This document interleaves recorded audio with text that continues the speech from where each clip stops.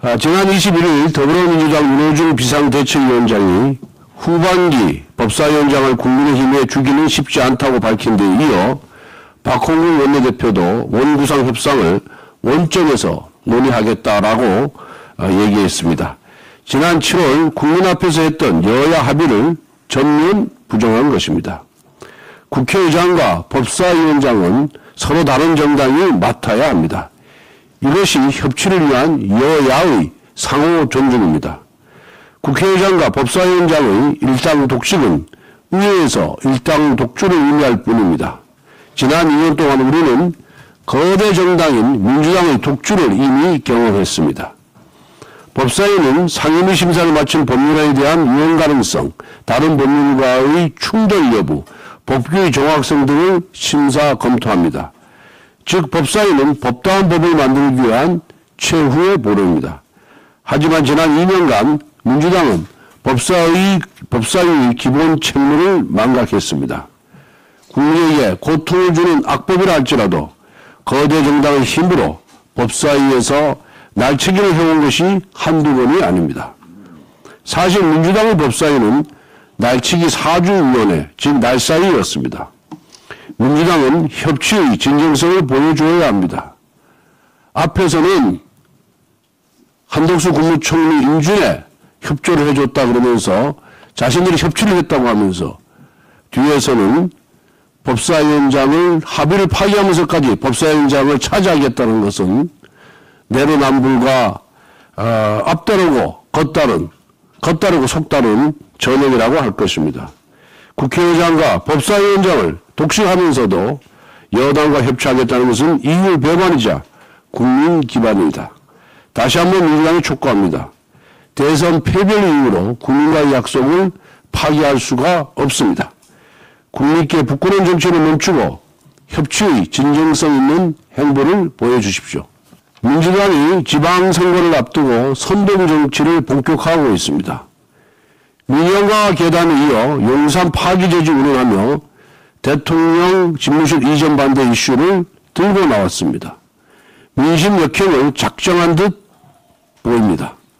청와대는 이미 국민의 품으로 돌아갔습니다. 더 이상 권위주의, 권력의 상징이 아닌 국민의 문화, 여가, 휴식 공간으로 완전히 탈바꿈했습니다. 청와대 열린음악회는 5년 4개월 만에 최고의 시청률을 기록했습니다. 국민들은 윤석열 정부 출범과 동시에 새 시대의 변화를 체감하고 계십니다. 민주당은 청와대를 국민에게서 빼앗을 권리가 없습니다. 무엇보다 혈세 낭비, 국방력 약화 주장은 억지 프레임 중의 억지입니다. 민주당 문재인 정권은 5년 동안 나라 살림을 방만하게 운영해 국가 부채를 400조 원이나 늘렸습니다. 반면 윤석열 정부는 출범하자마자 국가 부채를 9조 원 상환합니다. 혈세 낭비 세력은 민주당입니다. 또한 미국 바이든 대통령께서 동맹 재활성화를 최우선 과제로 꼽을 만큼 문재인 정권에서는 한미 동맹은 약화되었고 우리군은 북한 미사일이라고 부르지도 못하는 홍길동 신세였습니다. 국방력은 장소의 문제가 아닙니다. 민주당은 이재명 전 대선 후보, 송영길 전 당대표 등이 앞장서서 민영화 계담을 퍼뜨렸지만 국민들께서 속지 않았듯이 청와대 이전 반대 선동도 결코 국민의 호응을 얻지 못할 것입니다. 거짓말과 선동구호는 더 이상 선거에서 통하지 않습니다. 민주당은 높아진 국민의식 수준, 변화된 민심을 직시해야 할 것입니다.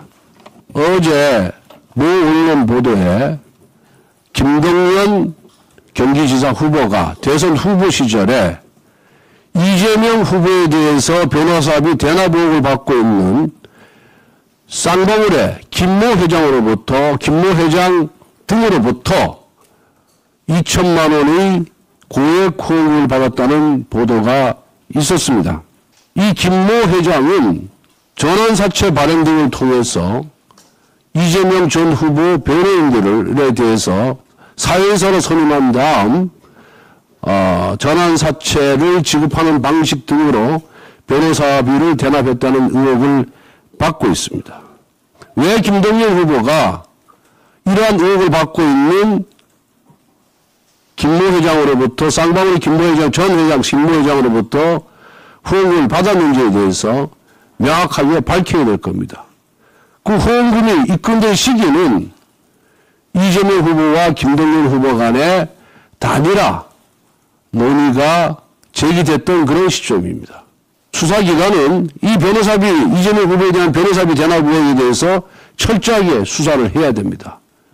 그리고 이 쌍방울의 김모 전 회장은 김만배가 대장동 사건을 취득한 100억 원의 돈이 흘러가지 않았냐는 그런 의혹도 받고 있습니다. 언론 보도에 의하면은.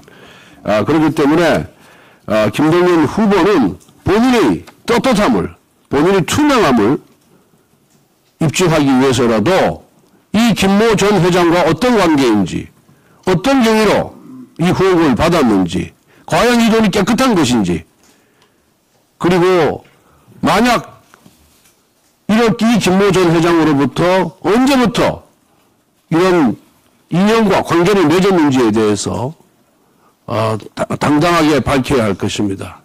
2천만 원이 고액 후원금이라는 것은 본인도 냈고 김 전 회장도 냈고 그 비서실장도 낸 것으로 알고 있습니다. 그 비서실장이 낸 돈이 과연 개인의 돈인지 김모 전 회장의 돈인지도 따져봐야 될 문제입니다. 그리고 김 전 회장은 이재명 당시 대선 후보에게도 4천만 원의 후원금을 김 전 회장과 그 일행들이 낸 것으로 알고 있습니다. 1인당 1,000만 원까지 낼 수 있기 때문에 나머지 세 사람, 3천만 원을 낸 사람들이 과연 자신이 통장에서 돈을 낸 것인지 아니면 김 전 회장으로부터 받았는지에 대해서도 수사기관이 철저한 조사가 있어야 될 것이다. 이렇게 보고 있습니다.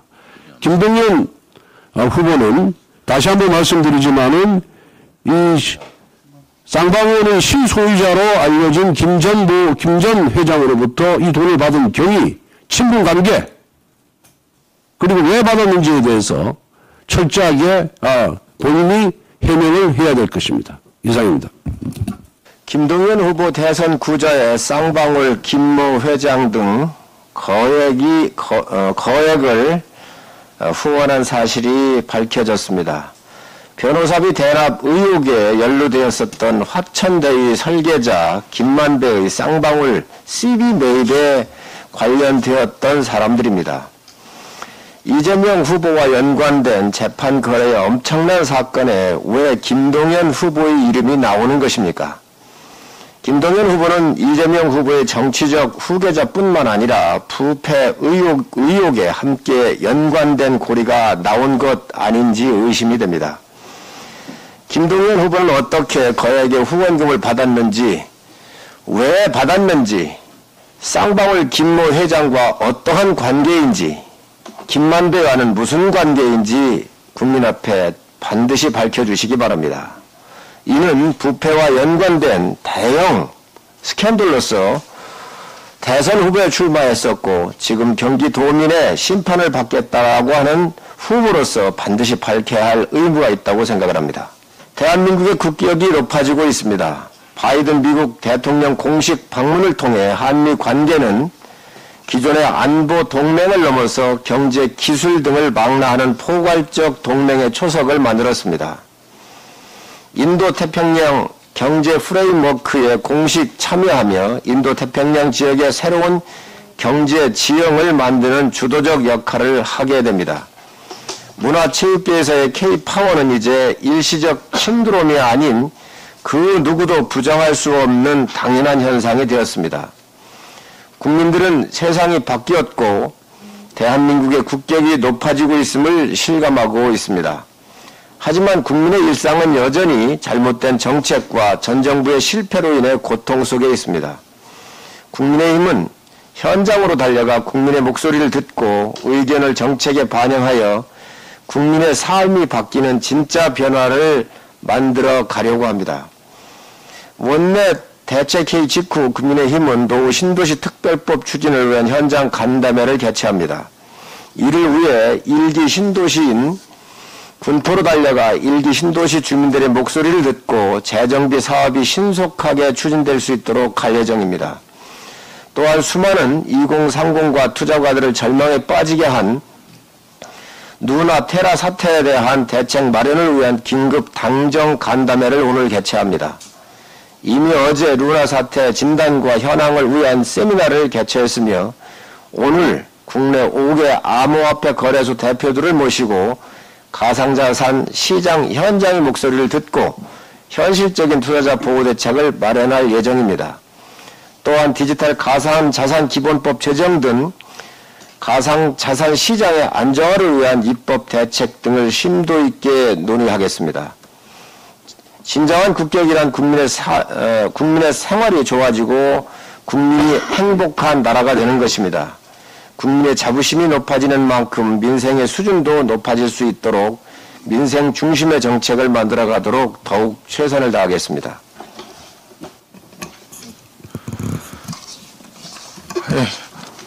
민주당의 인민재판식 징계안 처리가 적법한지 한 말씀 드리겠습니다. 민주당이 또다시 의회 민주주의 정신을 짓밟았습니다. 우리 국민의힘 김기현 의원에 대한 징계안을 본회의에 직회부하기까지 사실 확인이나 조사 절차는 전혀 이루어지지 않았습니다.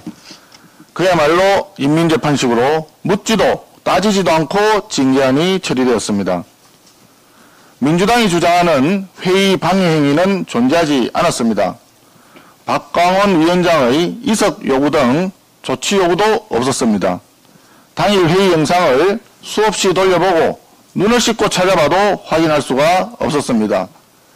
회의 시작 전에 위원장석에 잠시 앉아 있었던 것이 전부입니다. 정회 중에 법사위원장석에 잠시 앉았다는 이유로 국회 출석 정지 30일의 징계에 처하는 것은 민주주의 국가에서 상상도 할 수 없는 일입니다. 하위직 공무원의 징계도 이처럼 막무가내로 이루어지지는 않습니다. 민주당은 국회법을 자의적으로 해석해서 무리하게 징계 결정을 내렸습니다. 소위 구성요건에 해당 사항도 없는데 징계를 의결한 것입니다. 다수당의 괘씸죄에 걸렸다고 해서 헌법이 보장하는 국회의원의 권한이 부당하게 침탈되어서는 안 됩니다. 이에 우리 국민의힘은 오늘 헌법재판소에 징계안 효력정지 가처분 신청 및 권한쟁의 심판을 청구할 방침입니다. 우리 국회의 명예는 물론이고 헌법 정신과 가치를 지키기 위하여 최대한 노력하겠습니다. 헌법재판소는 조속히 위헌적인 징계 상황을 바로잡아 주시기 바랍니다. 예, 예결위 간사 유성걸 의원입니다. 어제 23일부터 시작된 제2회 추경안에 대한 예결위 소위 심사에 대해서 간단히 보고를 드리겠습니다. 먼저 이번 추경이 회복과 희망의 민생 추경이라는 점에서 소상공인 손실보상 그리고 보전, 피해 사각지대와 취약계층 지원에 중점을 두고 심사를 진행하고 있다는 말씀을 드립니다. 어제 예결소에서는 총 24개 부처를 대상으로 해서 심사를 했습니다. 감액 6개 부처 26건과 증액사업 24개 부처 148건에 대해서 1차 심사 검토를 마쳤습니다. 앞서 국회 16개 상임위원회 예비심사 과정에서 민생을 위해서 꼭 필요하다고 제안해 주신 사업들이 많습니다. 증액사업입니다. 4조 7천억 규모에 대해서도 검토가 이루어졌습니다. 심사 보류된 사업에 대해서는 오늘 24일 양당 간사 간의 협의를 통해서 합의안을 도출할 수 있도록 계속 협의를 하도록 하겠습니다. 이번 추경은 59개 부처를 대상으로 7조 원 규모의 지출 구조 조정을 통해서 재원을 마련하고 또 세입 경전을 통해서 전체 재원을 마련하면서 총 59조 4천억 중에서 36조 4천억 규모의 민생 대책을 아우르는 방대한 규모라는 말씀을 드립니다. 심사가 넉넉지 않지만 국가 지원을 애타게 기다리고 계시는 코로나 피해 소상공인과 국민들께 하루빨리 지원이 이루어진다 이루어져야 한다는 절박한 심정으로 심사를 하고 있다는 말씀을 드립니다. 민생 추경에는 여야가 따로 있을 수 없습니다. 민주당의 적극적인 협조를 당부를 드리고 국민의힘은 민생 회복이라는 이번 추경 목적에 적합한 안을 마련하도록 최선의 노력을 다하겠습니다. 다음은 물가에 대해서 한 말씀 드리겠습니다. 1년 뒤 물가 예상 기대 인플레이션율이 9년 7개월 만에 지금 최고를 기록하고 있습니다. 연일 물가가 최고 기록하는 가운데 소비자가 예상하는 향후 1년 뒤의 소비자 물가 상승률인 기대 인플레이션이 계속 올라가고 있다는 말씀을 드립니다. 24일 현재 한국은행의 5월 소비자 동향 조사에 따르면은 기대 인플레이션이 3.3%로 지난달에 3.1%보다 0.2%포인트 올랐고 또 2012년 10월에 3.3% 이후에 9년 7개월 만에 가장 높은 수치를 지금 기록하고 있습니다. 이런 국민 인식뿐만 아니라 실질 국내 물가, 실제 국내 물가 상승률도 4.8% 4월 기준입니다. 글로벌 금융위기가 있었던 2008년 10월에 있었던 4.8% 이후에 13년 6개월 만에 이미 최대 상승률을 기록하고 있습니다. 최근 밥상 물가와 외식 물가 상승뿐만 아니라 기름, 식용유 등 국민 생활 전반의 생활 필수품 가격이 지금 상승하고 있어서 국민들의 고통이 굉장히 심화되는 그런 상황입니다. 최근 세계 각국은 자국의 물가 안정을 위해서 수출을 제한하는 보호무역의 경향도 없지 않아 있다는 말씀을 드립니다. 이러한 때에 우리 정부는 공급망 다변화와 비축 물량 조절, 보조금 지급, 세금 경감 등의 선제적인 조치를 통해서 물가 안정에 최선을 다하고 있고 앞으로 그렇게 노력하겠다는 말씀을 드립니다. 특히 국민들이 느끼는 물가 상승 기조가 계속되고 있어서 한국은행과 기획재정부 포함한 경제부처들이 물가 안정에 최선을 다해야 한다는 그런 말씀을 드립니다. 물가만큼은 정부가 책임지고 관리하겠다는 자세를 보여야 하겠다는 말씀을 드립니다. 이상입니다. 우측에 바로 하실 분. 예. 네, 최영도 의원님. 예. 네. 저 문체위 오늘 간사위원장이 못 오셔서 대참했습니다. 그리고 예산결산위원회 또 추경심사소위에 함께 참석하고 있는데 우선 국회 문체위원으로서 어제 그 손흥민 선수가 EPL 최고 득점왕이 됐습니다. 참 우리로서는 경사스러운 일이 이어지고 있습니다. 한 2주 전에는 프랑크푸르트하고 일본 도쿄돔에서 우리 한국의 아이돌 그룹이 코로나 팬데믹을 벗어난 뒤에 유럽과 일본에서 10만 장, 20만 장 티켓이 순식간에 팔리면서 아주 선풍을 불러일으켰습니다. 아시겠지만 애플 TV에서는 파친코, 일본의 침략 이야기를 다룬 우리 한국 후세들의 한국의 그 4대에 걸친 이야기, 부산 영도 출신의 여자 주인공을 시작해서 4대에 걸친 우리 한국 드라마가 미국과 전 세계를 올리고 있습니다. 오징어 게임, 미나리에 이어서 우리 한국 콘텐츠의 승리인데 이 문화체육관광위원으로서는 사실 안타까운 점이 많습니다. 그러나 국내의 문화체육 관광의 현실은 코로나19 직격탄에 맞아서 가장 심각한 침체 상황에 빠져 있습니다.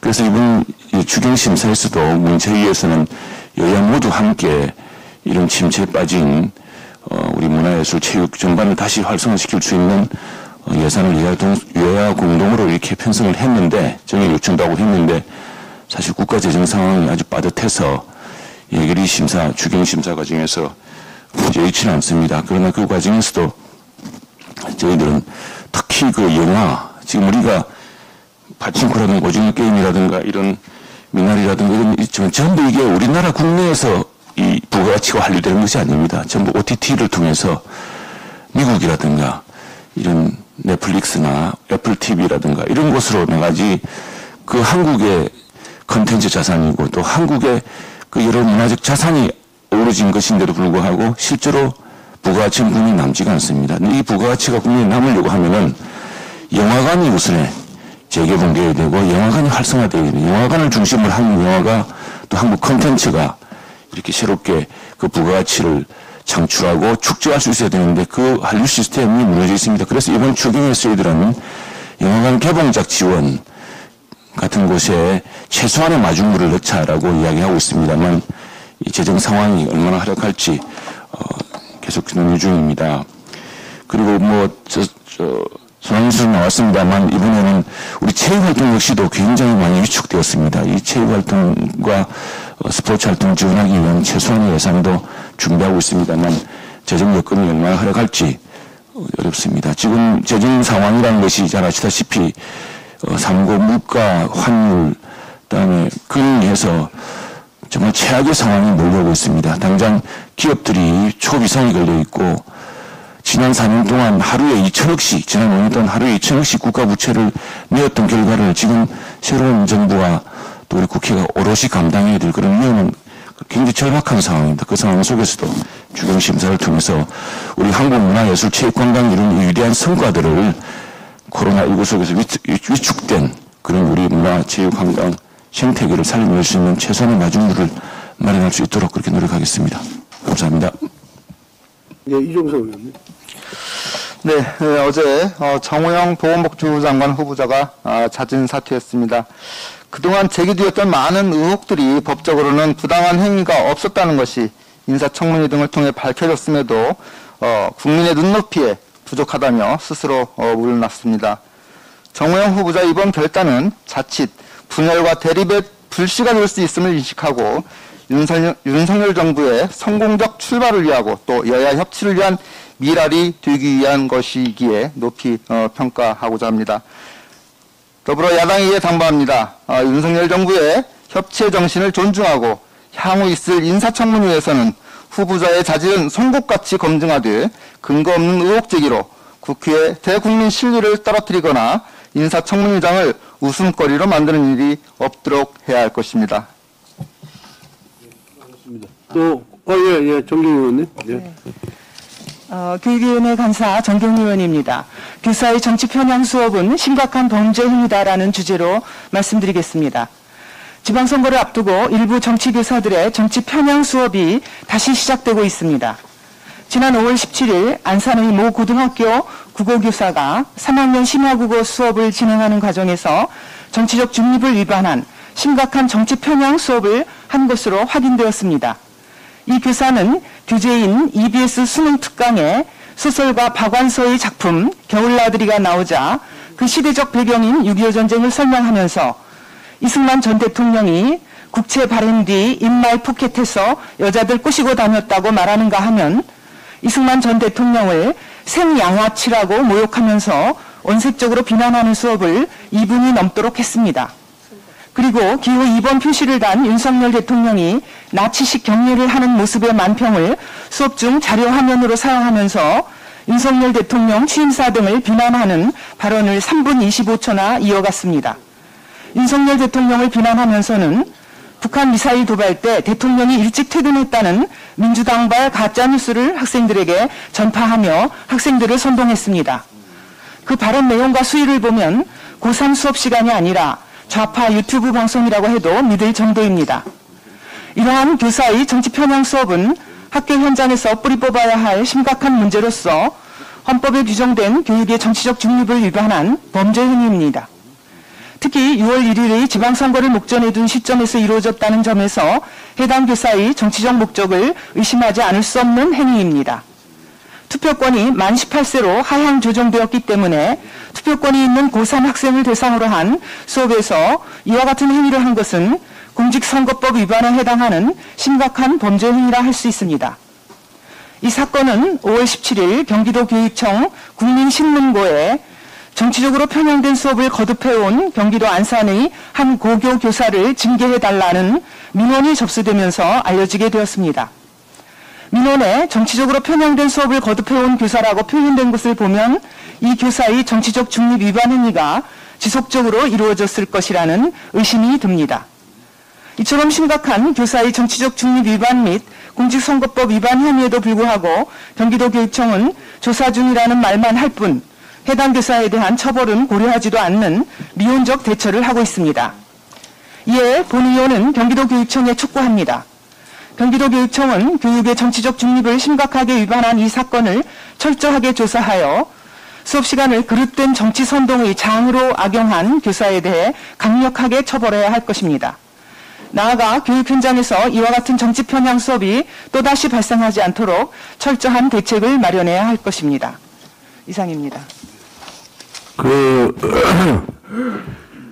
우리 교육의 자주성, 정치적 중립성은 우리 헌법에 규정되어 있는 내용입니다. 어떠한 경우에도 교사가 정치 편향적인 수업을 해서는 안 됩니다. 자라는 청소년들에게 본인의 가치관이라든가 인생관이 정립되기 이전에 가치 중립적인 그런 교육을 함에도 불구하고 한쪽에 편향된 수업을 한다는 것은 용납될 수가 없다 이렇게 생각을 합니다. 이 부분에 대해서 우리 법률지원단에서 공직선거법 위반 여부에 해당하는지 그리고 이에 대한 진정에 대해서 제대로 조사를 하지 않는 경기교육청 공무원들이 직무유익에 해당하는지 여부를 검토해서 고발을 적극 검토해야 된다고 생각합니다. 우리 원남동 국장님은 이 부분에 대해서 우리 법률지원단장과 협의해서 고발 여부를 검토해 주시기 바랍니다.